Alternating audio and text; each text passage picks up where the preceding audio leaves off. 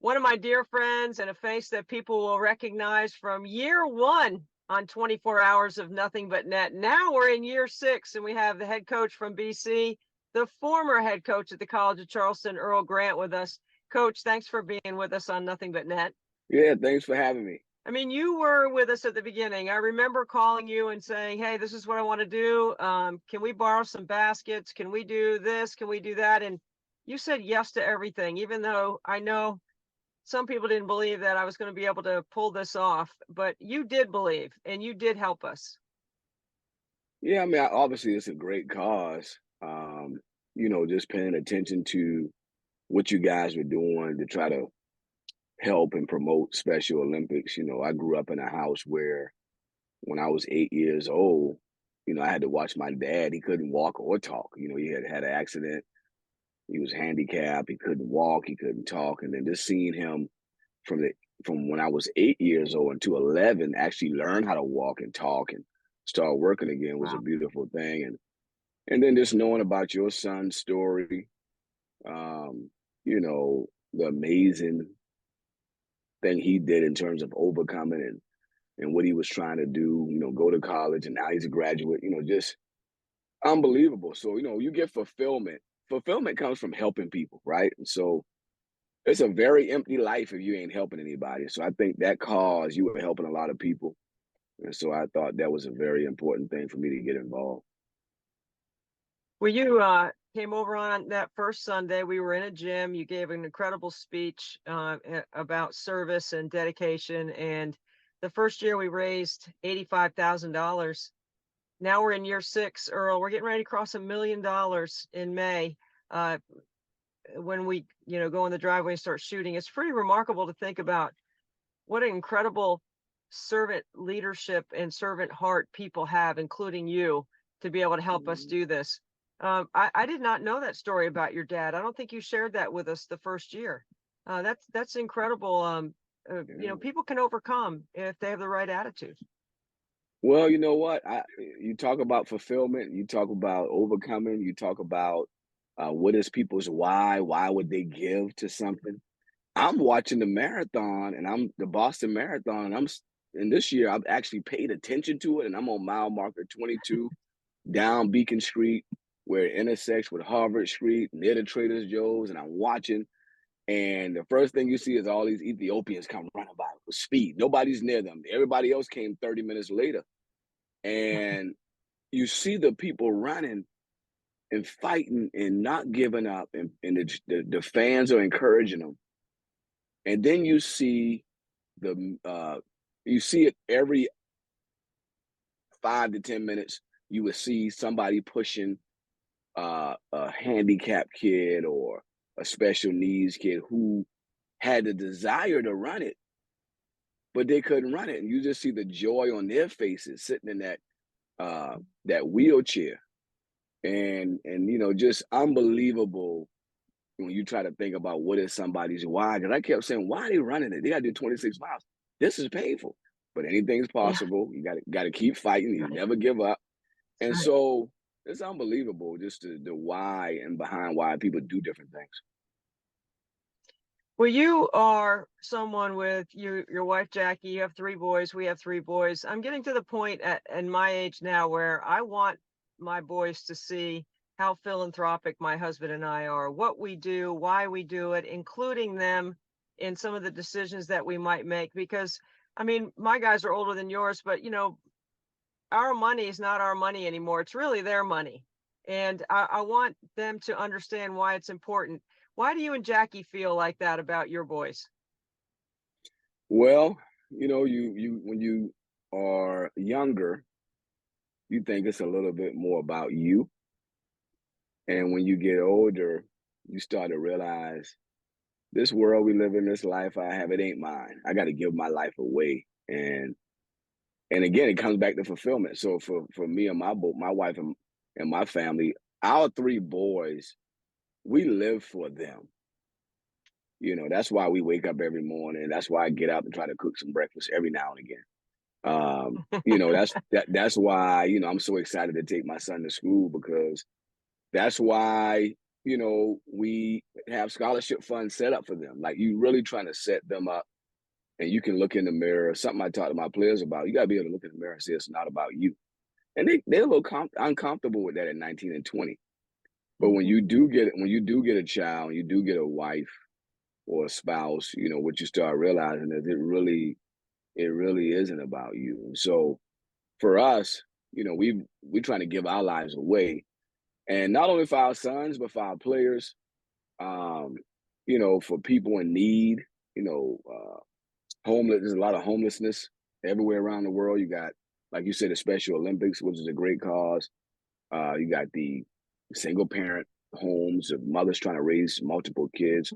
So just giving your life away for others is something that I think is important. And that's another thing I love about Boston College, because this is a men and women's for others.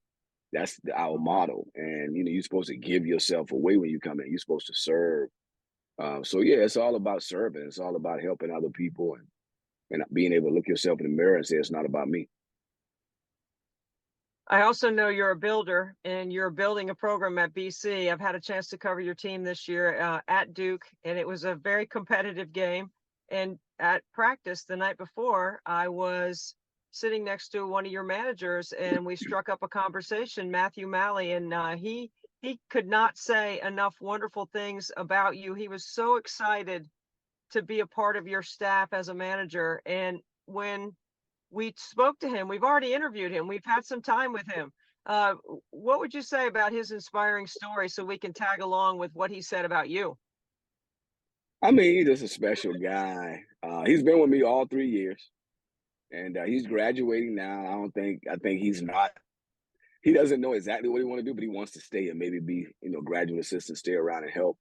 Um, but with him being born or having an incident where he can't actually use, uh, his right hand, I have never seen him complain, and I have never seen him ask for help. Whether it be rebounding and passing, whether it be carrying the luggage, loading up the bus. He's just a guy that doesn't complain, and he hasn't looked at some of his limitations as a negative. He hasn't made excuses, and he's been an inspiration to our players with his ability just to show up every day and give great effort when he doesn't even have all of his tools. He can't use that right hand. So he's been very inspirational for me and for our players. Yeah, those are the kind of stories we like to share. We like to share stories of those that are overcoming and those that have faced some challenge, but yet find a way. And Matthew's definitely an example of that. And he's a pretty cool guy. We had a good time chatting with him. But I think he's a great example of who you are, Earl, and how you've been able to put together the pieces at BC. Tell us where you are right now, because we have a lot of ACC fans that are watching that want to know, a lot of college basketball fans want to know, like, where are you in your vision, and people that care about you here in the Charleston area want to know how you're doing. Man, we're doing great. I'm so thankful to have this opportunity. Being we've done 3 years, so time flies. I've been a head coach now for 10 years. Been a head coach Yeah. now for 10 years. Really thankful that I was able to coach at my hometown school that I grew up admiring with John Kress at the College of Charleston. Start following them in '89. I was like a middle school guy, and saw them get to the NCAA, and Anthony Johnson, who went to the same high school as I did. We wore the same number. He was a senior. I was an eighth grader. Like just being able to follow that, John Kress, Greg Marshall, Dwayne Grace, all those guys who coached there, and then having an opportunity to lead that program for 7 years, that was so fulfilling. Being able to get the NCAA tournament back first time in 20 Yeah. years. And so now at BC, we're in year 3. We got back to the postseason first time in 16 years. Hadn't been to the NCAA, got the NIT. So that's where we are. That's our next step. We won 20 games. Every year we got a little bit better. Got some good players coming back. Obviously, the transfer portal, we lost some talented guys.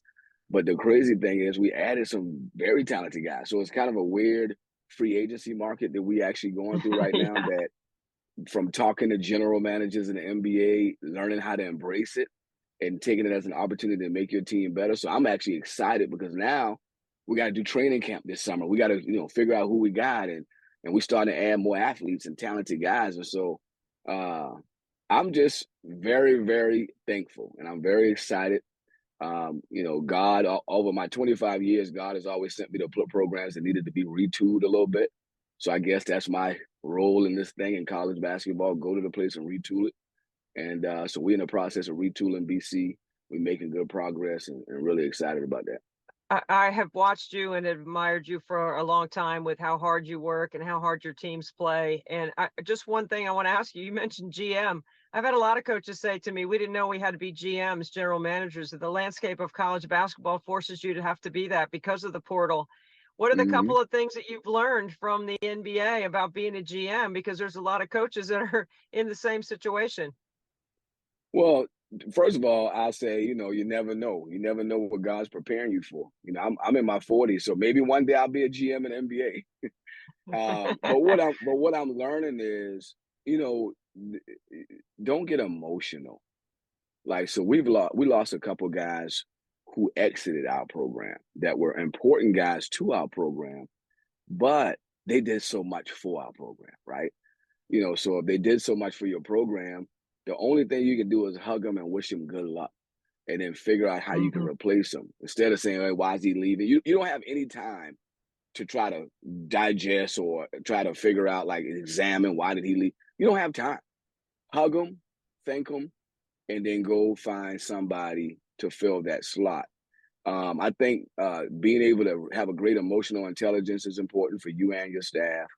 That's number one. And then number two, the relationships you have to have with the agents are so critical because all of the agents have a roster of players.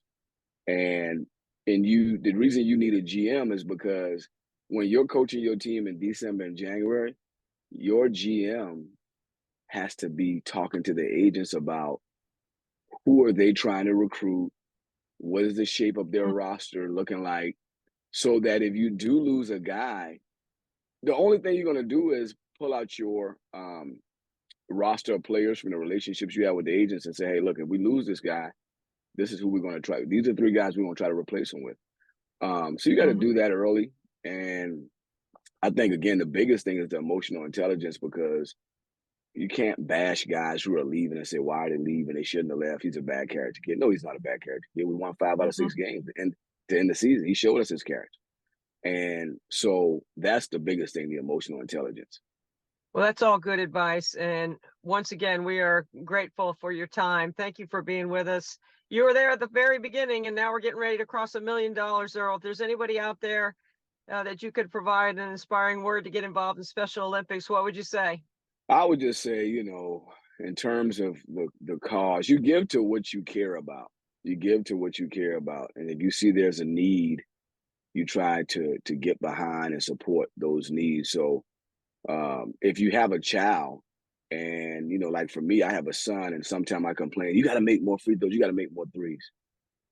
But just to see him run down the court with pace and speed and be able to operate and have good health, and can catch the ball and Mhm. can run and change directions and can communicate, be thankful for that. So the kids who can't do that, try to support them so that they can have the best opportunity to have that same joy and have that same emotional attachment with the game of basketball or wheelchair basketball, or whatever, soccer, whatever they're playing.